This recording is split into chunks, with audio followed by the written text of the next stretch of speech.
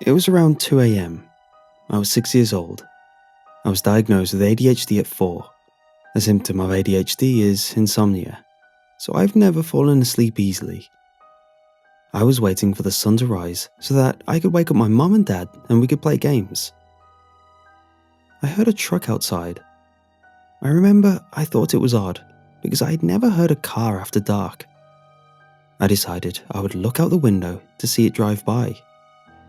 I got out of bed and tiptoed to the window. I stuck my finger through the blinds and lifted one up. What I saw was not a truck, but a van. It was one of those vans with no windows in the back. It also wasn't driving by. It was idling outside of my house. A man stepped out from the passenger side door. He looked up to my window. I froze, knowing there was no way he could see me. But if I withdrew my finger from the blinds, he could have seen the blinds moving. As I stared, I realized that I recognized the man. I'd seen him once in the grocery store. No, I'd seen him a couple of times at the grocery store. He even talked to me once when my mom told me to go get something from a different aisle, and I was alone. I smiled at the fact that I knew him, and I lifted up my blinds. He noticed.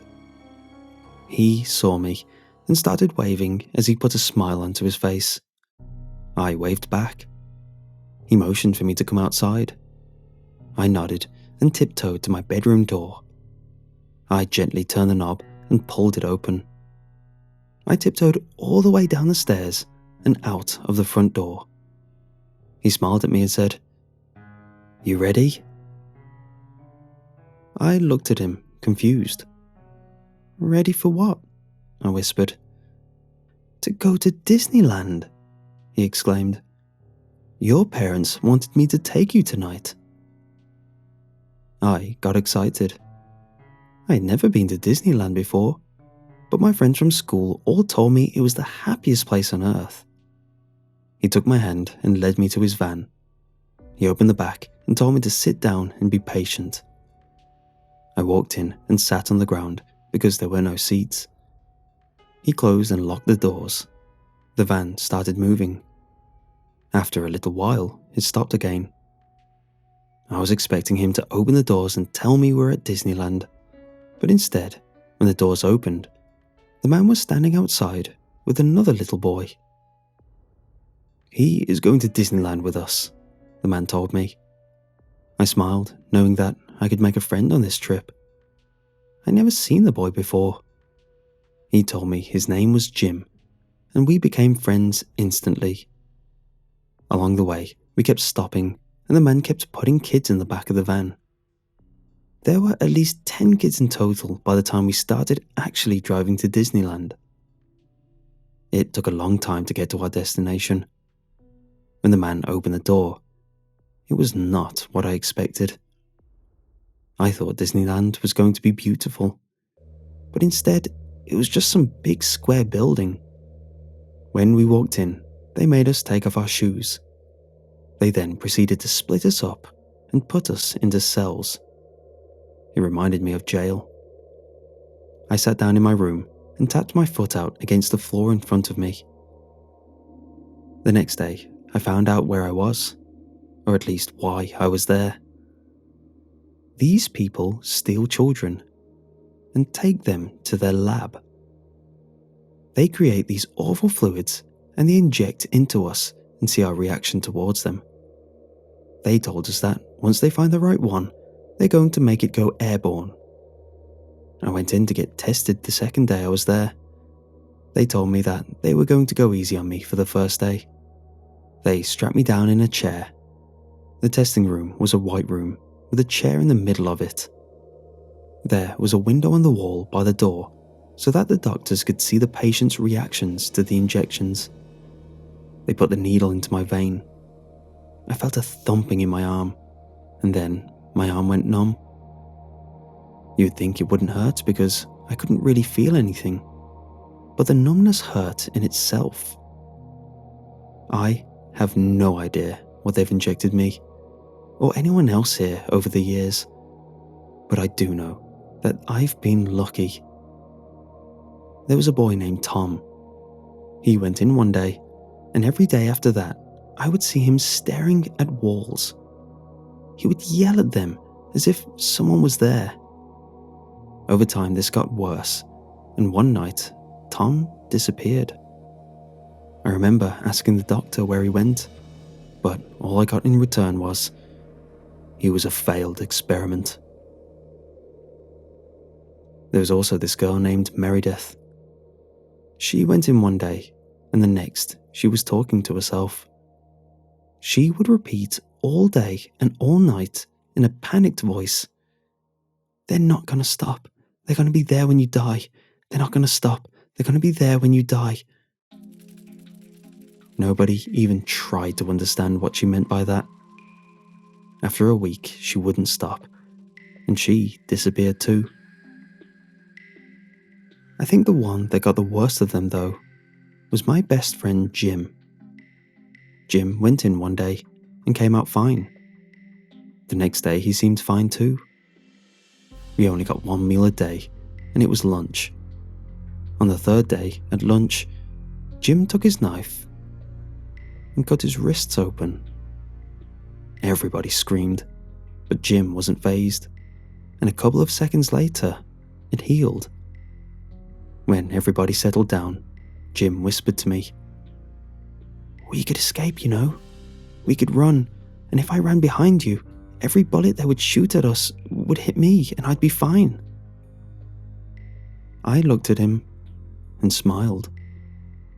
A chance to escape was all we needed. A day after that, Jim got called in again. He didn't get injected though.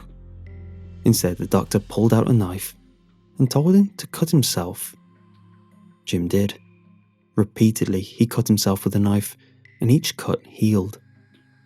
After that, we started making our plan. One day though, Jim started scarring. All of the places he had cut himself in before were now big scars. His legs, arms, and even the left side of his face. All of the places the doctor told him to cut were scarred. That night, I heard Jim screaming. He woke everyone up. When the doctor walked into his room, he could see all of the scars on Jim's body begin to open themselves up into the cuts they once were before. That was the night Jim died. I'd lost all hope at that point. I had no more friends, no plan to escape, and worst of all, no bad injections. There were a lot of worse injections and outcomes, but I don't think I can put those on here. It was easy to want to die in that place. A lot of pain accompanied the injections. We were surrounded by death. I was alone for 4 years, just hoping that the next injection would kill me. But none of them did. I think the happiest day of my life was when I heard the police were coming.